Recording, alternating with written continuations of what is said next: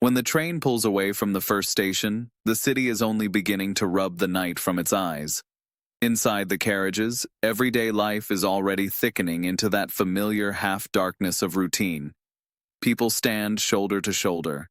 They stare at phone screens. Or they stare into their own thoughts. They are silent. They are focused. Because in Addis Ababa, you do not board a tram for comfort.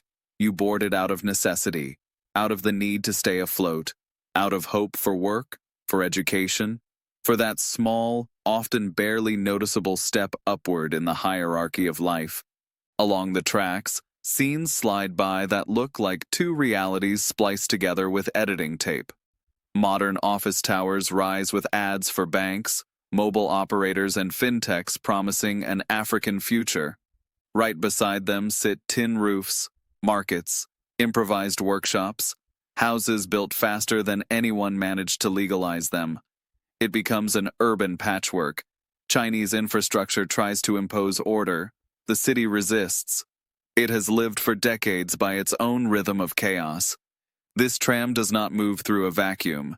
It cuts through social layers. It cuts through ambition.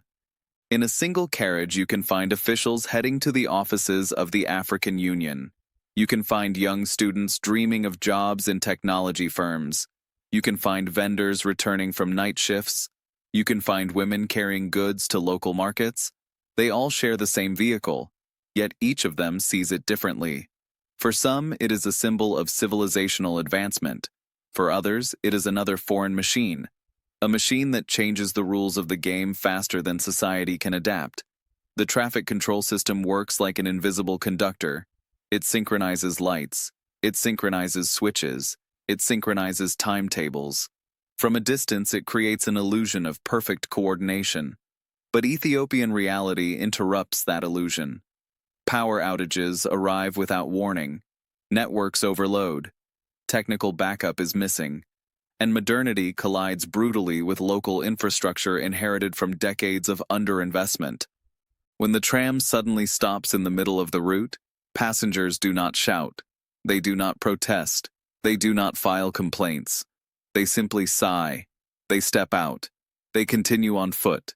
They have learned a lesson. Technology in Africa operates according to its own rules. Even the most advanced technology. Those rules resemble negotiations with reality, not hard algorithms. A few kilometers away, beyond the sight of ordinary residents, there are operational centers. Chinese technicians work there. Engineers work there. Managers work there. They analyze data. They monitor passenger flows. They plan further modifications of the system. They treat Addis like a gigantic urban laboratory, a place where solutions can be tested, a place where they can be refined, before they are transferred to more expensive and more prestigious projects in the Middle East.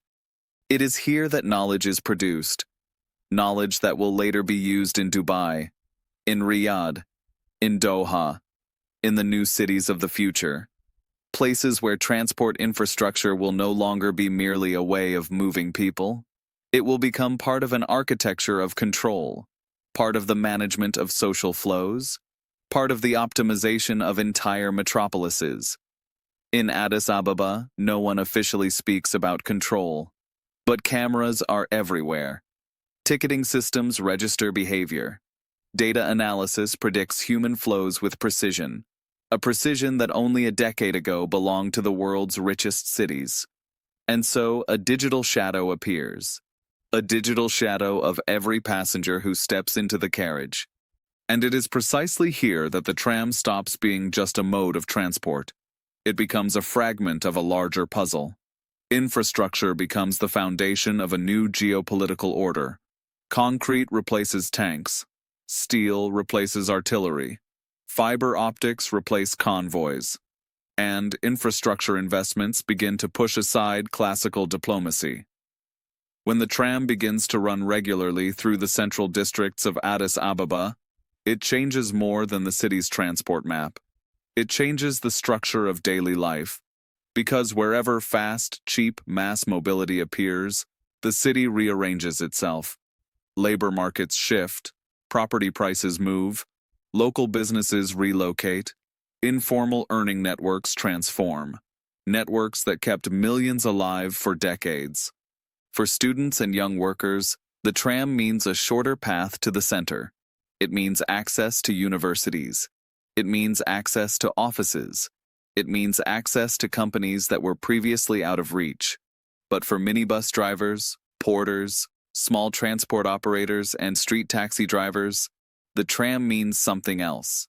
It is the beginning of the end. It is the end of an old model of earning money, a model without timetables, without apps, without central regulations, a model built on flexibility, on improvisation, on quick cash. Around the new tram lines, informal stops begin to disappear. Improvised terminals disappear. Tea and food stalls disappear. Stalls that served drivers and passengers of the old buses.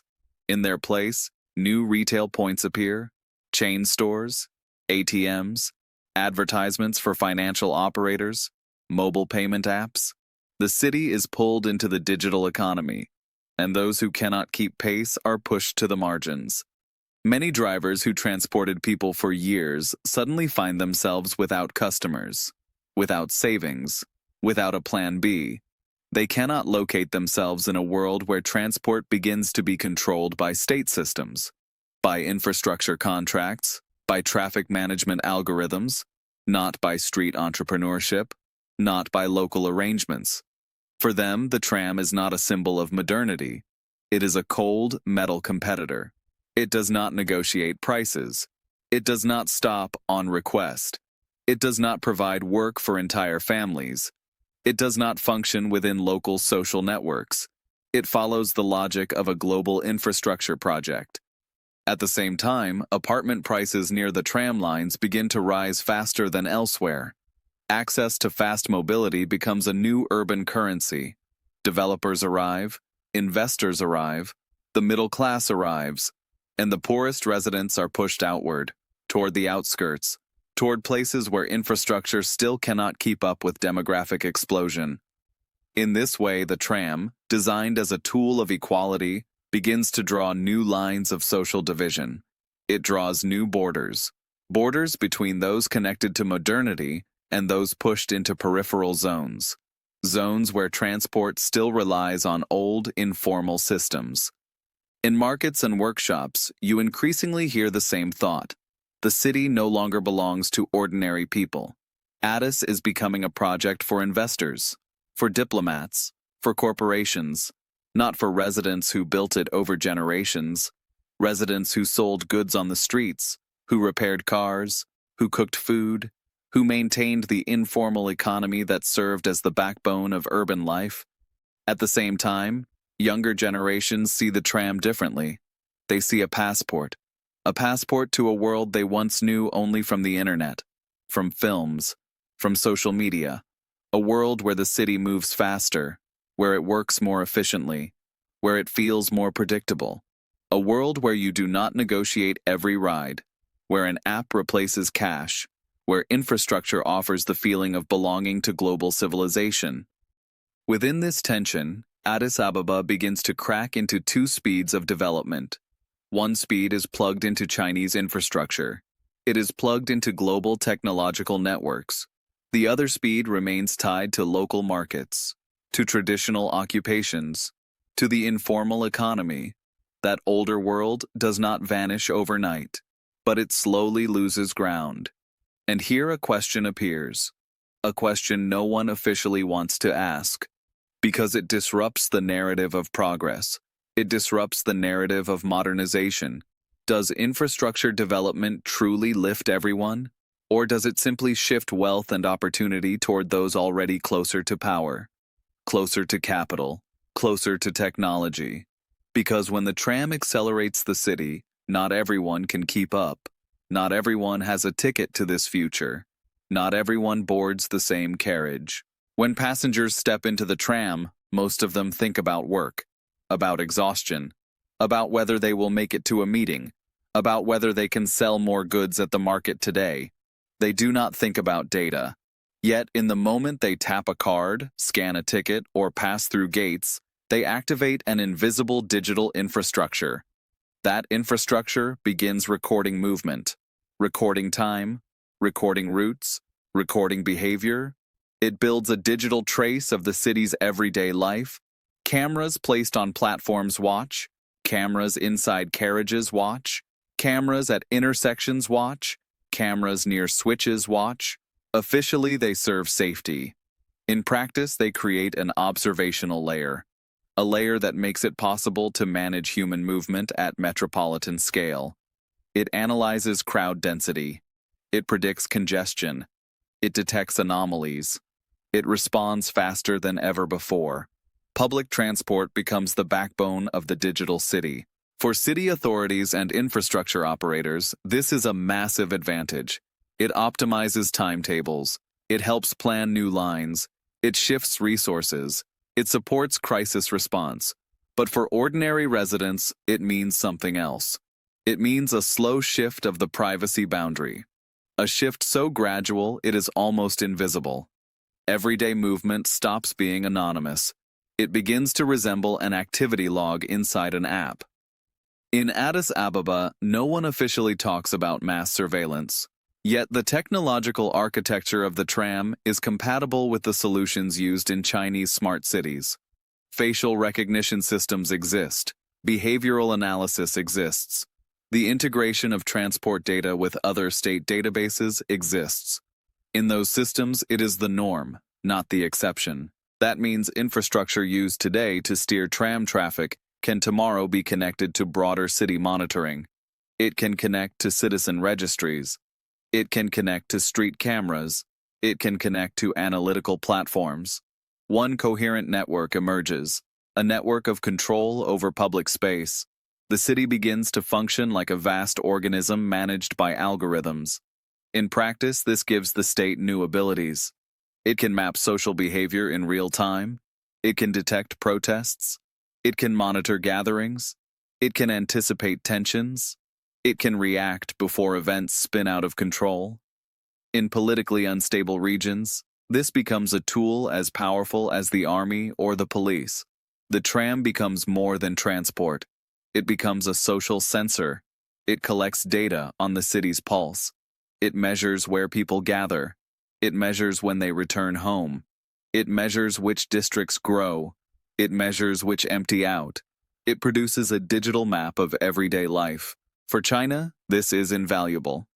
Every such city becomes a testing ground, a proving ground for smart city technologies. Technologies later exported to the Gulf, exported to Southeast Asia, exported to further African states. A global market grows, a market for digital infrastructure tied to Chinese technological standards. For Middle Eastern states, Addis Ababa becomes a reference point. It shows how cheaply and at scale traffic management and urban surveillance systems can be deployed. Later, those systems will be wrapped in luxury.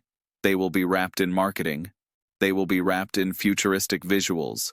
In Dubai, in Riyadh, in Neom. But their core will remain the same core as in the Ethiopian tram. The problem is simple. Residents of Addis Ababa never signed a social contract for constant digital oversight. The project was sold as transport, not as a data collection system. The boundary between security and control shifted. It shifted without public debate, without transparency, without any real possibility of refusal. As a result, a new model of city emerges. Movement becomes technically easier than ever, yet it becomes more recorded, more monitored, more analyzed.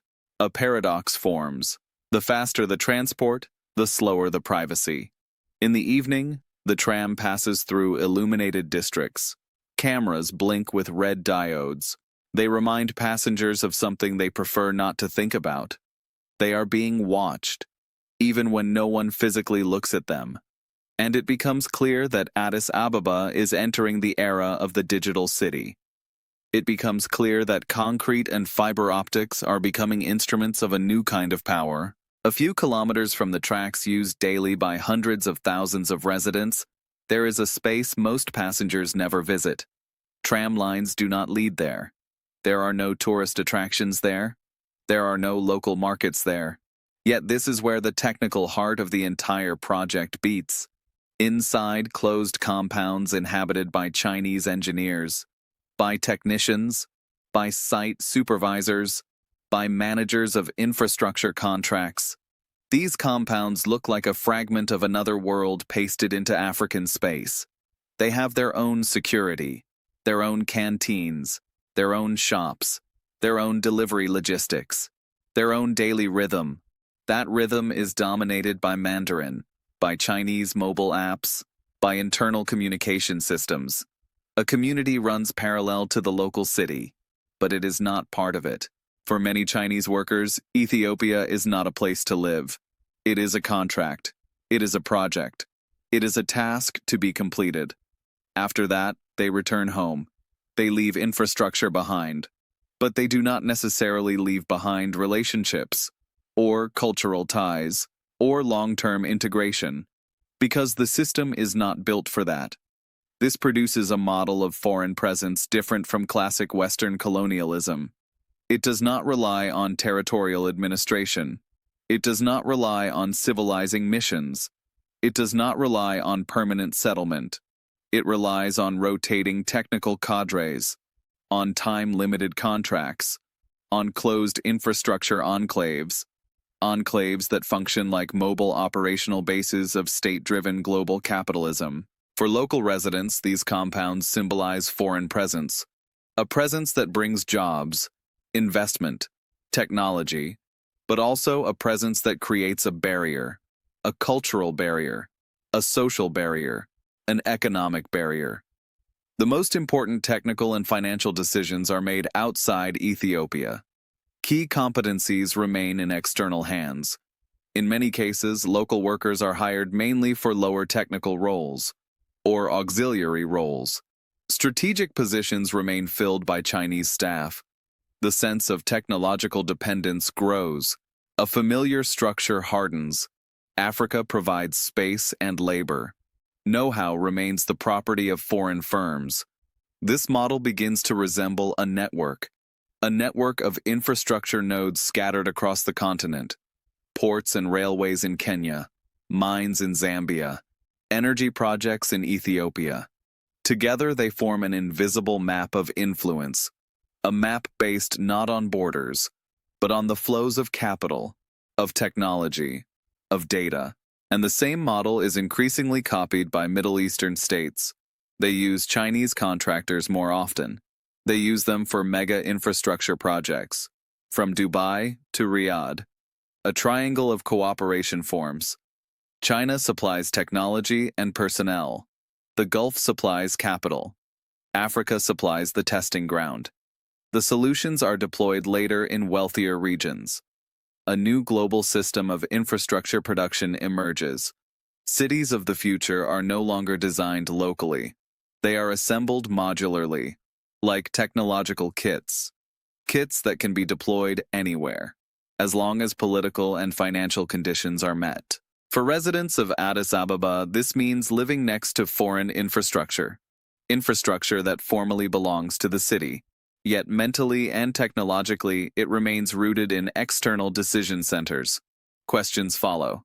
Questions about technological sovereignty, about control over data, about the real influence of local authorities over systems that have become the backbone of metropolitan life. In the evenings, when the lights in Chinese compounds go out according to shift schedules, trams can still be seen moving through crowded districts in the distance. The contrast becomes sharper. On one side, there is a closed, ordered, technocratic space. On the other, there is the vivid, chaotic human reality of Addis Ababa. And in the crack between these two worlds, a new kind of dependency is born. A dependency that needs no flags. It needs no administration. Its instrument is not political rule. Its instrument is control over technology, over financing, over operational knowledge. Addis Ababa was not chosen by accident. It is not just another African metropolis. It is the political center of the continent. It is the seat of the African Union. It is a place where diplomatic interests intersect with financial interests, where infrastructure interests intersect with strategy. It becomes an ideal environment for testing solutions. Solutions later exported to the Gulf in far more expensive forms, in far more spectacular forms, in far more media-friendly forms. What is implemented in Addis Ababa cheaply and quickly appears in Dubai, Riyadh, or Doha as a luxury product of the future. It is wrapped in marketing, wrapped in futuristic architecture, wrapped in the narrative of innovation. Yet the technical core remains the same. It is built on Chinese systems of traffic management, on urban surveillance, on the digital infrastructure of metropolitan control. In this sense, the Addis Ababa Tram becomes a prototype of mass transport for the future megacities of the Middle East. In those cities, mobility will not be merely about moving from one place to another. It will become part of the architecture of spatial control, part of population management, part of the optimization of human flows in cities of tens of millions. Gulf states have capital, but they lack enough homegrown technological specialists. So they rely increasingly on Chinese contractors. And they treat Africa as a test area, a place where systems can be observed under heavy load, under unstable energy infrastructure, under rapid urbanization, before those systems are deployed in Neom, in Chidia, in new districts of Dubai. A new architecture of three-way cooperation forms. China provides technology and know-how. The Gulf provides financing and global marketing. Africa provides space and scale, and it provides real-world testing conditions. It becomes a proving ground for the urban experiments of the 21st century. This means that the experience of Addis Ababa shapes the design of future Middle Eastern cities, mobility solutions, ticketing systems, monitoring, traffic management, the integration of urban data. They are built on African data, not on laboratory simulations.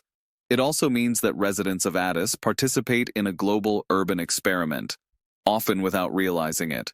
Their daily commutes become input data for cities that will rise thousands of kilometers away, in different social realities, in different economic realities. For the Gulf, this arrangement is ideal. It minimizes technological risk. It tests solutions under harsher conditions. It deploys them later in richer environments, in more stable environments, in more politically controlled environments, in places where the cost of mistakes would be far higher. At the same time, it creates a new kind of infrastructure dependency. Africa does not merely import technology.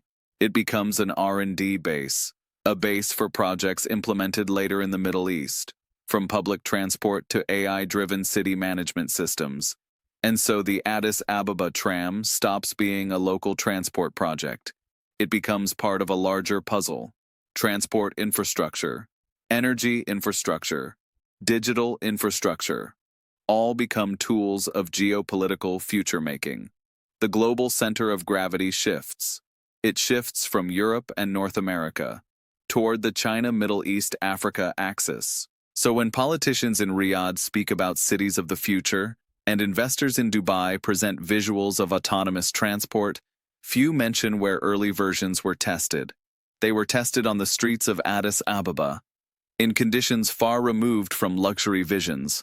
And yet it is precisely here, in a crowded, dynamic, often chaotic city of East Africa, that a working version of the future world is being built. A version that will only later be presented as a finished product.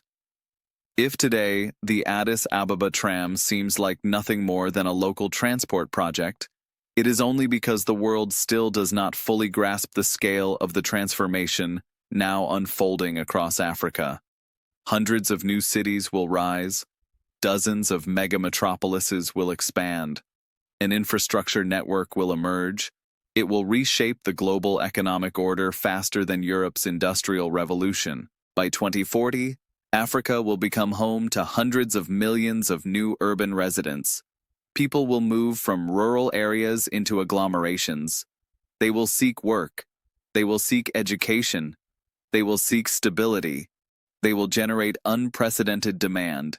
Demand for public transport, for energy, for water, for digital networks, for housing.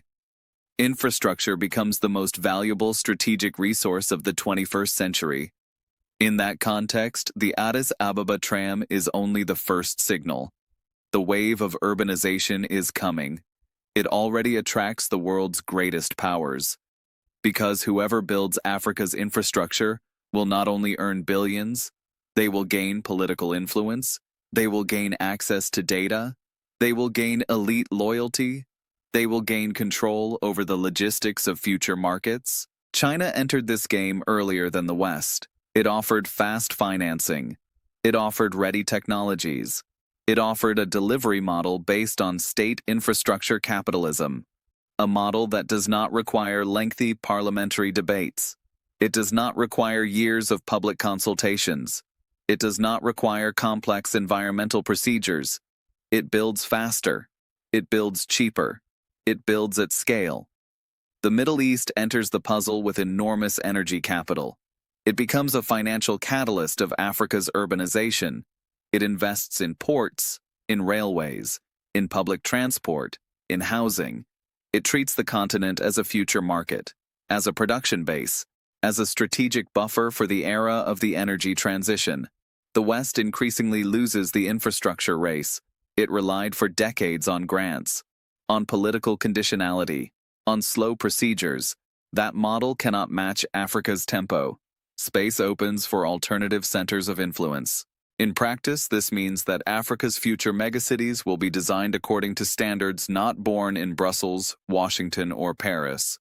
They will be designed according to standards born in Beijing, in Dubai, in Riyadh.